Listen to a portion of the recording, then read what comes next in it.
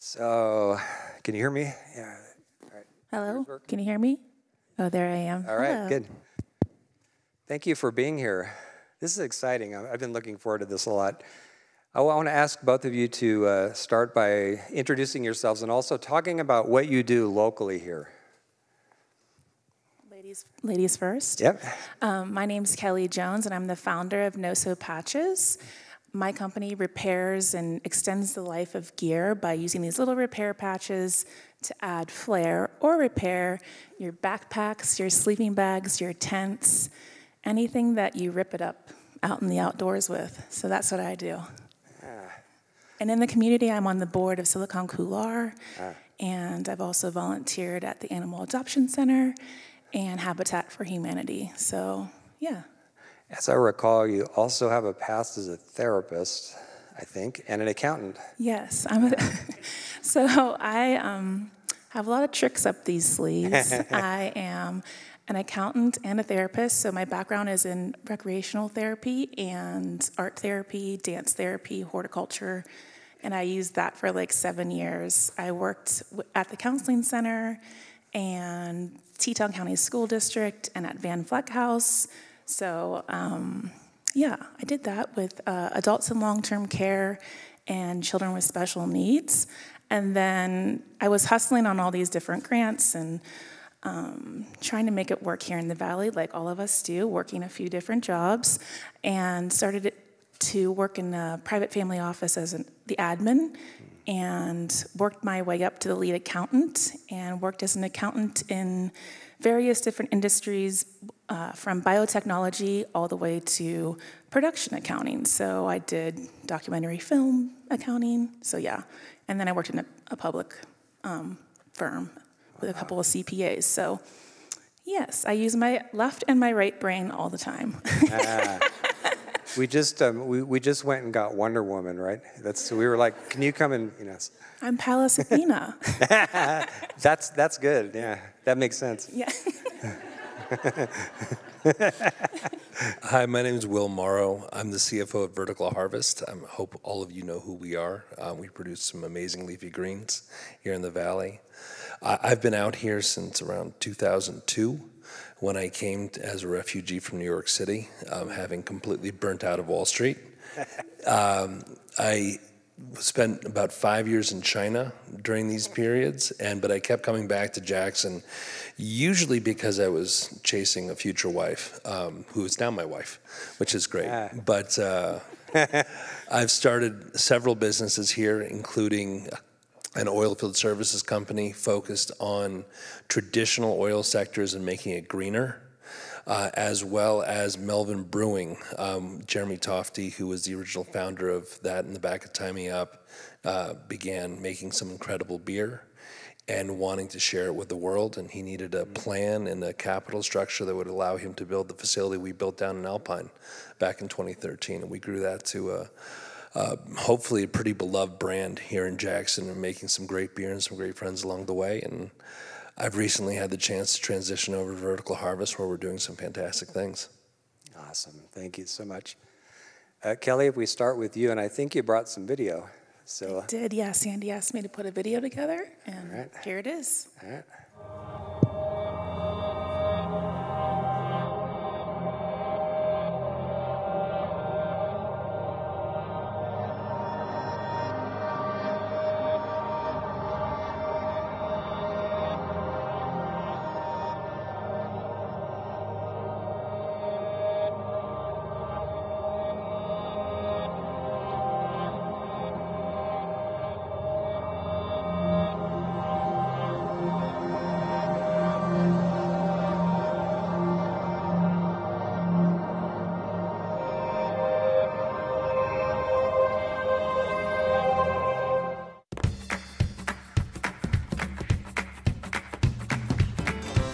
Hi, I'm Kelli. I live in a mountain town, and I needed an easy-to-use repair solution to fix all the holes and tears in my gear.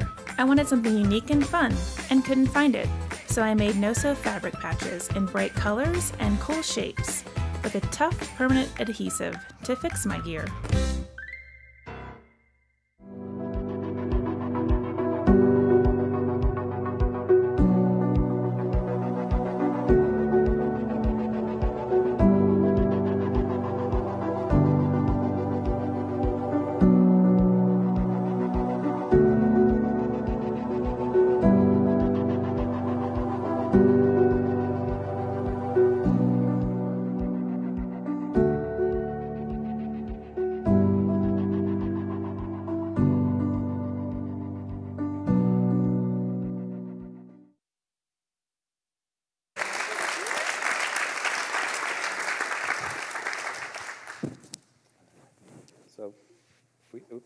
If we start with you, Kelly, for questions. I Okay, wrote a few down here in this little thing we all got. The prompting event for Noso, could you tell us a little bit about that story? Yes, I was hunting in the backcountry, and I tore my Patagonia Fitzroy jacket on barbed wire. And everyone in mountain towns uses duct tape or electrical tape or scotch tape to repair their gear. And I thought there had to be a more beautiful way. I am a stylish person, and I didn't want to put tape on my jacket. So I started researching different adhesives and fabrics in my garage, and I came up with a really good combination that stuck better than anything on the market. And my first designs were just like little hearts and diamonds and stars that I would wear in the Jackson Hole Mountain Resort tram line, and people would ask me to make them one. So I would cut these patches with my X-Acto knife on my cutting board at home, and I kind of realized, whoa, like so many people want these. I'm gonna make this into a business. So we launched on Kickstarter, and we raised about $15,000 or $20,000 to go into production. And in the first year, we were door to door in all REI stores. So it was a lot of fast growth, and it's been a fun company. But yeah, I needed a repair solution from just me, and I wanted it to be cute. And everyone else liked them too. So One of the things I admire about what you did, among many things, is it's so easy to get into a situation where you're frustrated and just solve it in any way that you can and say, well, this is a pain, and just complain about it and go into all that. But you alchemized it. You know what I mean? It's like you use that as an opportunity to bring something new into the world. And I was just wondering how conscious you were of doing that while you were doing it, or? I don't think I was really conscious of it. This idea came to me in a dream, so I get a lot of my best ideas right before I fall asleep. And yeah, I just had like a piece of duct tape on my jacket, and I was like, I just want something more beautiful. And yeah, I don't know. The first product that we launched was called Puffy Patches, and we had to change, like it was Noso Puffy Patches, but we had to change back to just Noso because people thought that the puffy patches puffed up like popcorn or puffy paint. So that was a little confusing in the beginning, but yeah, a lot. But I don't think I was really that conscious of what I was doing. I just was like feeling it in my gut, and I said, if I can make this like a fun solution for other people, maybe more people would keep their items in use because, tape was ugly. And now if you look at it, like if you just walk out at the ski resort, or I'll be at like the hill climb here, and there's like so many people wearing my patches, and it's like, whoa, there's a lot of like beautiful art out there now. Yeah, So, there is. yeah. I see them all over the place now. Yeah. I'm wondering if you could say a little bit about, so there's these two mentalities that we wrestle with. There's this throwaway mentality, and it's not working for me, out with it, and I'll just get something new when we can afford to, Or the other mentality is more of let's repair it. Let's do something different with it. And I'm not sure I'm phrasing this right, but can you say something more about like what the underlying story of that means to you? Does that make sense? Or Yeah, so I think like every hole or snag, rip or tear has a story to tell, right? And so I like to say, like when I see a patch out there that's like an eco badge of honor, this person that has chosen to wear these patches on their sleeve, right? It's like they want to, activate themselves and like help us reach a critical mass. I mean, you looked at the stats up there. There's, people are like 72 pounds of textile waste a year, and so, I think.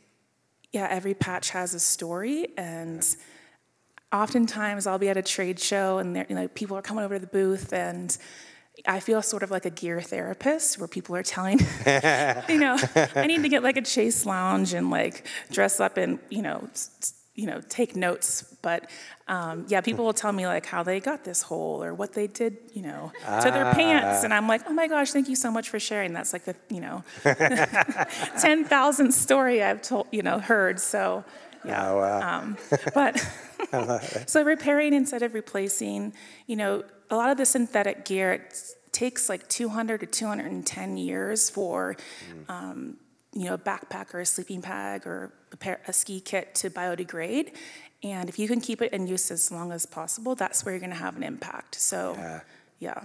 And I can go into like circular design and like the circular economy and like trying to keep everything going for as long as possible. But is that a good answer? That was great. Okay. Yeah.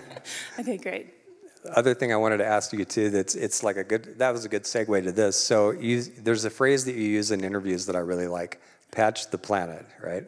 Yes, I love patching the planet. Yeah. We just got back from the Great American Beer Festival in Denver, and we were patching the planet with all these beer drinkers. But I had 3 sales reps with me, and all these guys, they rip it up outside, and after they're done with a nice bike ride or, skiing, they're going to go drink a beer. So it was like, oh, these are our people. But yeah, patching the planet, we always say that. But patching the planet doesn't have to be literally like repairing your gear. It can also be like being a nice person in the grocery store line, or, random acts of kindness, whether that's, babysitting for your friend, or going for, volunteering at your favorite organization, or, donating to your favorite cause. Those are other ways that you can patch the planet. Yeah. And I lead with empathy and kindness, and I look for that in my people during the hiring process, or like, how do you patch the planet in your community? What do you do, right? So, yeah, there's a lot of different ways. You don't have to be so literal with it, but yeah. Yeah. You create your own personal reality with every choice that you make, and focus on the positive things, and oh, wow. I love that. Vibrate at a higher frequency. So yeah. Good. Yeah. So, yeah. Thank you. So, Will, I wanted to ask you a question. In terms of what you do, I mean, you have a record that if we listed it, it would be longer than my arm. And a lot of it is there's the whole financial analysis and planning piece that you've done. You're an expert on operations at different levels and managing operations, and also your background in corporate organization and all that. It takes so much, obviously, mental skill to do all that. But in terms of, and I'm thinking about what Betsy was saying earlier about head and heart, where for you does the heart dimension come into this kind of leadership work? I want to start with a little bit about what Vertical Harvest does. Yeah. We are community builders and labor empowerers. That's what this business does. And to do that, we sell leafy greens by building large infrastructure projects in cities like Westbrook, Maine, Detroit, Michigan, and a number of other cities that we have in our pipeline right now. And then we go out into these communities and we bring in some of the most disenfranchised members of those communities, people with disabilities who are not given opportunities to work in jobs that they're so capable of doing and ready to be managers and leaders themselves. And we've given them that opportunity at this business to really allow them to shine and do great things. It's the vision of our founder. She's done some amazing things. She's an amazing person. And between Carolyn and Nono, we are very, very blessed to have a great vision. When you talk about measurement, I come from a background of, it's a lot of numbers, K1s, S1s, what's a business look like, what's your yield, how does it work? And I have a million ways to measure businesses depending on what the business is and what it wants to accomplish, both on a backwards looking and forwards looking basis and how we're looking. But from day one, I'm dealing with bond issuances and different things going on at Vertical Harvest, but I've had people in the background saying, what about B Corp? What about beneficial corporate certification? What are we doing about that? And so I've had to learn quite a bit about the process of measuring your impact, measuring what we're trying to do. Because we're not just making leafy greens. We're empowering people. We are rebuilding communities, and we're focused on doing these things, and it doesn't lend itself to a return on invested assets. It doesn't lend itself to an EBITDA ratio. There's a lot of other things that need to go into this. So as we're building this company, we have teams that are really looking at these pieces, going after these certifications, and holding us accountable to make sure that we're achieving our larger mission. Yeah, wow. That's a great lead to the second question I wanted to ask you, which is, so I know from your background you've been involved both in startups but also in long-term businesses. What would you say that some of both the challenges and the opportunities are for either, especially the ones that are so determined on making a difference in the world? So this is a great question, because I think I've had to go through a journey as I've gone from what I did before, which was small cap private equity. So businesses that had money, were generating capital, and were able to, but wanted to grow, and so they're going to go through a period where they're going to be cash poor and need investment, to kind of a mission-driven, vision-driven business. And those businesses, a lot of times it takes a while to build that cash flow up. And it's, it might never happen. It might be an IP business. It might be something that you have a vision for something and you want to go manifest it. And you got to go have other people share in that vision of what that is, so they can help support it as you bring it to market. Yeah. Mm-hmm. Did that get there? Yeah, thank you. And another question for you would be, it's kind of a big question, but maybe the shorter version. How has your leadership style, considering everything that we've just talked about, how has that evolved over the years? What would be some of the high points? So this goes back to something we talked about earlier today about making mistakes. Yeah.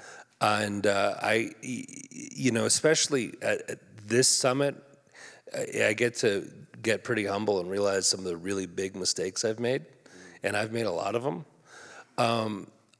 We're all evolving all the time, but I think my background is putting emphasis on the numbers, and not putting enough emphasis on the people, and not going after those hearts and minds, and not doing the red circle that Betsy showed us earlier, and spending that time in the empathy and kind of getting to know people. Because while I always have the best intention for all of my employees and everything that we're working on at heart, sometimes I feel like I need to do so much to communicate the financial value that I don't spend enough time learning about what my human values are, and the human values of the people that I work with, and what's really going to drive them. And you're not going to get the best out of that human asset unless they become human and not just an asset. Yeah, thank you for that. Yeah. And one more question for Kelli before we open this up to everybody. So your own version of this, how has your leadership evolved? Well, as a therapist and an accountant, you're always working independently. So I'm reconciling accounts, and I have a lot of intrinsic motivation. You're just always, I want to get outside, right? I want to get outside again. I want to get this done. And then when I was working with people, I'm always trying to problem solve, how can I get this social emotional goal met, right? So you're always focused on these goals. But as a, founder of a manufacturing company, my leadership has switched. I think leadership's a vibe. So I'm always, when I'm interviewing new staff, I'm looking for people that are going to bring out the best in me, and I want to bring out the best in them. So I want to strive forward. So I'm some of the questions that we'll ask will be how are you going to add value to our company, right? I'm going to do a lot for you. What are you going to do for us? I'm looking for those DIY activists that are just really excited about our mission, which is to imagine a world without waste. And so, just this weekend, I have 2 junior sales reps, and they're young. They're 24 years old. And then I had this senior sales rep. His name's Koji, and we're at this beer fest, so there's a lot of drunk people, right? So, but they patch their stuff too. So it's a new market that we're kind of breaking into, and People that fall down. There it is. Yes. People that rip it up. But we could tell that Koji and I were just like, oh gosh, like what's going on with these chicks? They look nervous. So the next, so that was Thursday, and then Friday we just had we brought them down to the lobby at the Hyatt, and we're like, okay, ladies, like this is what we're doing, right? We're patching the planet. Do you really want this? Do you want to be here? And the two girls were awesome. They're like, God, you guys sound like a TED Talk, And we're like, well, just talk to them about anything. Talk to them about and one of the things I do at trade shows is I'll say hey, do you have a hole? And we say hey, do you have a snag? And then you kind of trying to bring someone in to the fun that you're having at a show so that activates them and they're like, oh, what's going on over here? But, anyway, so yeah, I try to I want people to make me better and I want to make them better. So yeah, I always say we're trying to build the dream team. Who's going to be my Scottie Pippen? Who's going to be my Dennis Rodman? I might be Dennis Rodman. Yep. Maybe. I don't know if I'm Michael Jordan, but so yeah, and having fun. I've always been drawn to the fun. I was a clown with Dr. Patch Adams in pediatric. No kidding. Yeah, in pediatric oncology units, and you're always just trying to uplift other people. What can you do to inspire them to make change? I say, I am the change that I want to see in the world, and what do you want, right? So, anyways, there's a lot of professional development and coaching that I do now, whereas I mean, it's a little easier to be an accountant because you're just oh,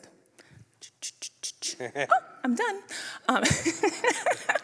But as, this type of leader, it's a little different because I have a team of 24 now, right? And I need to make sure that they're all striving and, loving what they're doing too. So anyway. Well, I think, do we have time for a couple of questions? Okay, good. Let's open it up. Questions for our panel. Anybody? The box is available. Down here. Oop. Okay, so Will, you had your main job was come into businesses and help them get their numbers and get everything up and going. And with your new transition to vertical harvest, your assets are now people. What did you have to change in your own mindset to go from financial to working with people? Well, I've always worked with people, so to be fair, I do get accused quite a lot of being kind of a one-man show, because I think there's a natural allergy to financial numbers for a lot of people, and then one of the things that I really like to do in my job is teach people how to use those things and realize it's not an allergy. It's just a lack of education because no one's ever given it to you. And it can be pretty simple, all the way down to the old shoebox mess that my stepfather talks about. I've got this much money at the beginning of the year. I do this. Do I have more money in the box at the end of the year? That's a profit. And you break it down to something that's simple at some level. But more to your question about working with, vertical harvest has been an education in really working with a team. And we are a very team-based organization. We are highly, highly communicative, which has been something that a leader has to do, a manager has to do, and they're two different things. But both of them have to do it. And I've found that in a lot of my prior jobs, I've set it up as a silo. So all the information was kind of with me, and I could make most of the business decisions, and that doesn't lead to scale. That actually leads to problems. Really trying to empower our team to better understand financials and how that translates, how strategy translates as financials, and vice versa.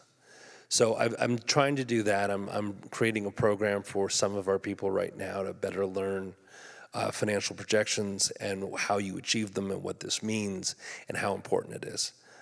So really trying to communicate better. And then I think down the road, we'll be integrating more of the things we're doing outside of the pure accounting of it into our financial reporting for the B Corp purposes, and so that we're able to communicate how we're impacting lives and what kind of impact we have. I think over here.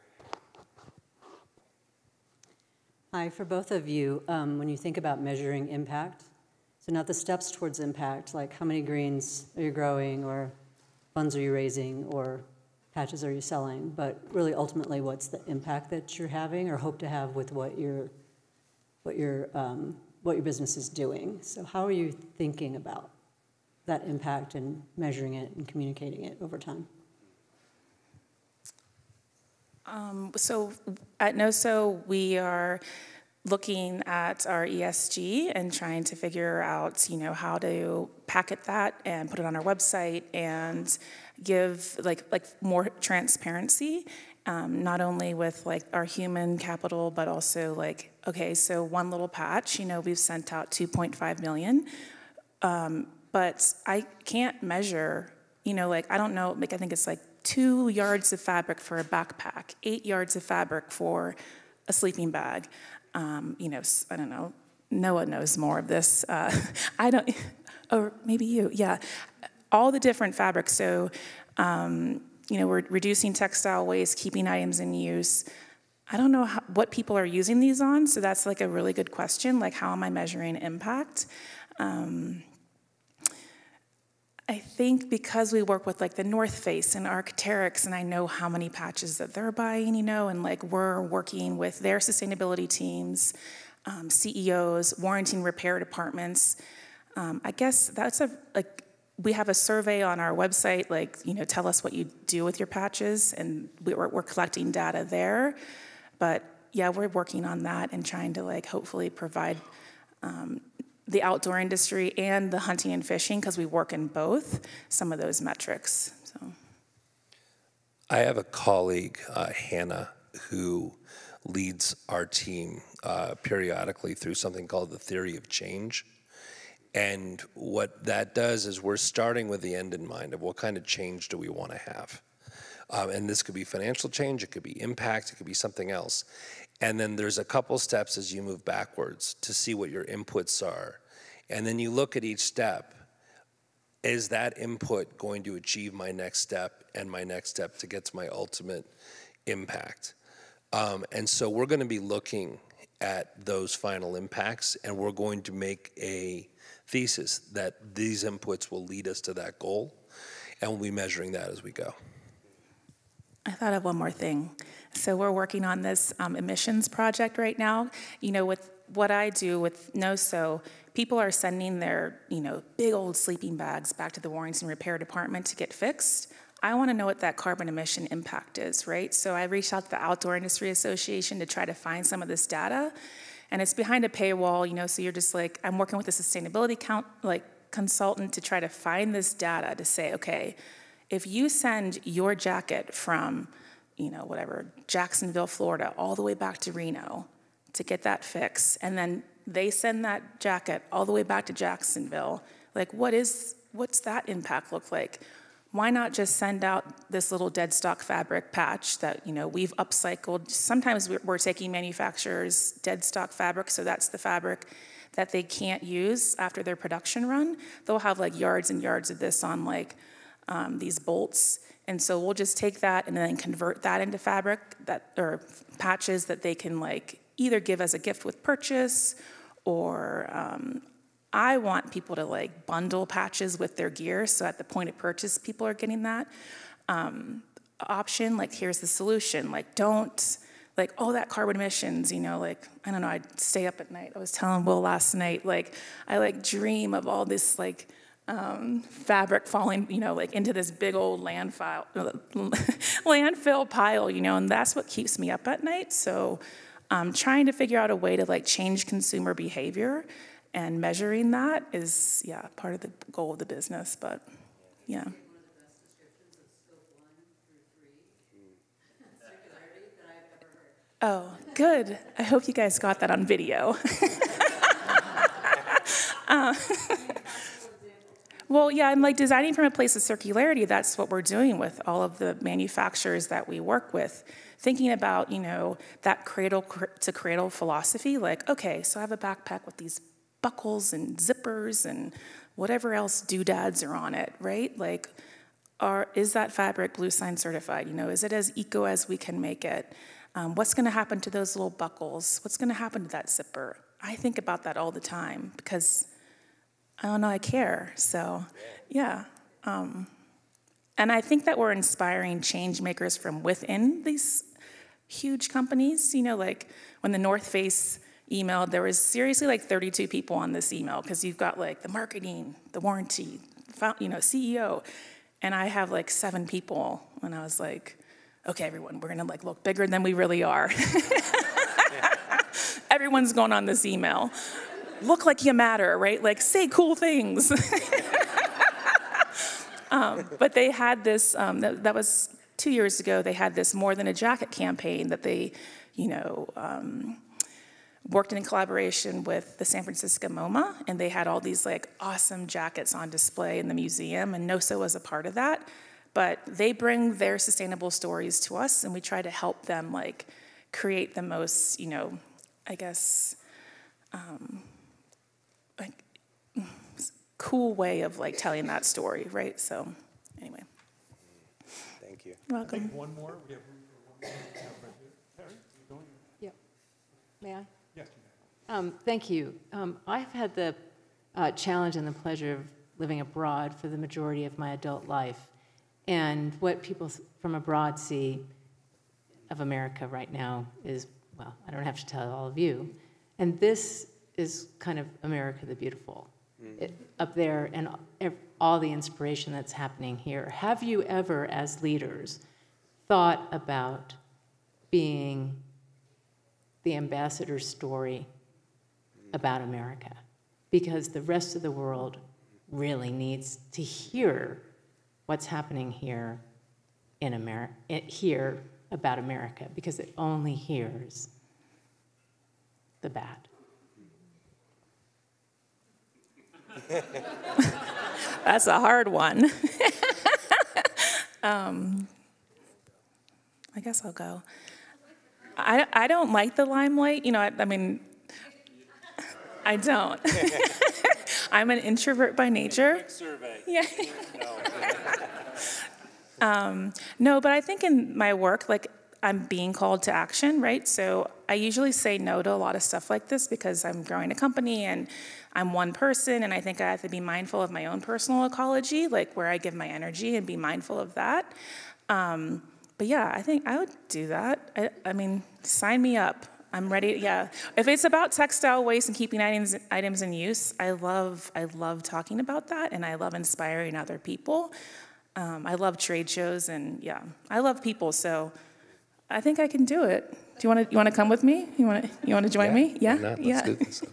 You can talk about leafy greens, and I'll talk. Leafy greens. Yeah, leafy greens, and I'll talk about textile waste. I also had the opportunity to live abroad for a number of years in China and in other countries, Kazakhstan, the former Soviet Union as well. And I know what you mean, that the message, I was in China when we bombed the embassy in I can't remember the name of the country now, but years and years ago, we had a tactical strike, and there was riots in the street, and there was some bad things. There's a lot of negative impressions about America out there. I will say that my CEO was on the Clinton Global Initiative last week. She's earned our company's earned the Tony Hsieh Award for inclusivity in the workplace. And we are doing things as a company that are bigger. I think that people, I've been having this conversation a lot about how to change the minds of the people in power. And this is a great community, but the money is still sitting somewhere else with people making decisions that might not be in line with what we want. And in my experience, I feel like the next generation's got to save us, because people have to start voting with their dollars on how conscious they are on the companies they're buying things from. So I'm not going to buy a product from a company I don't respect anymore. I'm going to buy from a company that has that's associated with my values, and I think the values of the younger generations are more inclusive towards a better economic and a better environmental future. And I think that's what's probably going to save us overall. But it's when that's happening that the leaders from these companies can actually authentically go out there and saying, I'm being a leader in a good way. Because I don't know how someone who doesn't have that kind of power with them can make an impact. I mean, we heard some great stories about it today, quite frankly, about the salmon and about what one man was able to do in 1989 to save it. So yeah, one person can have an impact, but we need some really big change, and that has to come from some really big faces. Well, I want to thank both of you for being here and sharing both your wisdom and so much on-the-ground practical advice, too. Thank you so much. Really appreciate it. Thank you. Thank you.